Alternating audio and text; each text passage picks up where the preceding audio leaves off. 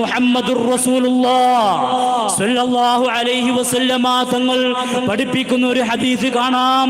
സ്വഹീഹുൽ Bukhari report ചെയ്ത ഹദീസാണ്.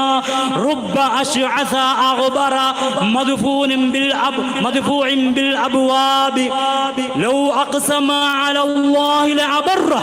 ഇത് സ്വഹീഹ് ബുഖാരിയിൽ കാണാം. മുടിച്ചട പിടിച്ച പൊടിപടലങ്ങൾ പുരണ്ട, അതുപോലെ ജനങ്ങളാൽ ആട്ടിയോട്ടിക്കപ്പെടുന്ന പല വ്യക്തികളെ കാണാം.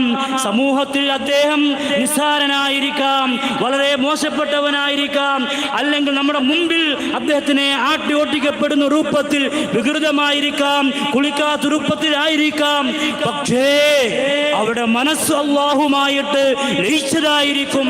ലൗ അഖ്സമ അലല്ലാഹ്, അല്ലാഹുവിന്റെ മേൽ അവർ ഒരു കാര്യം സത്യം ചെയ്ത് നടക്കണമെന്ന് വിചാരിച്ചു പറഞ്ഞാൽ അല്ലാഹു സുബ്ഹാനഹു വ തആല അത് നടപ്പിലാക്കി കൊടുക്കുമെന്ന് ഹദീസിൽ അന്ത്യപ്രവാചകൻ സയ്യിദുനാ മുഹമ്മദുർ റസൂലുള്ളാഹ് സ്വല്ലല്ലാഹു അലൈഹി വസല്ലം തങ്ങൾ പഠിപ്പിച്ചുവെങ്കിൽ, പ്രിയപ്പെട്ടവരെ, പൊടിപടലങ്ങൾ മുടിച്ചട പിടിച്ച ജനങ്ങൾ മാറ്റി നിർത്തുന്ന വ്യക്തികൾ ആരായിരിക്കും?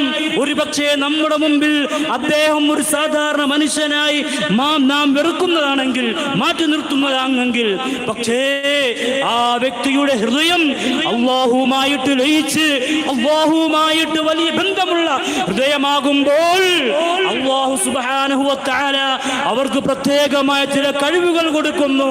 ആ കഴിവാണ് അവർ ജീവിച്ചിരിക്കുമ്പോഴും മരണപ്പെടുമ്പോഴും പ്രത്യക്ഷപ്പെട്ടുകൊണ്ടിരിക്കുന്നത്, അനുസ്യൂദ്യം അനുഭവിച്ചു കൊണ്ടിരിക്കുന്നത്.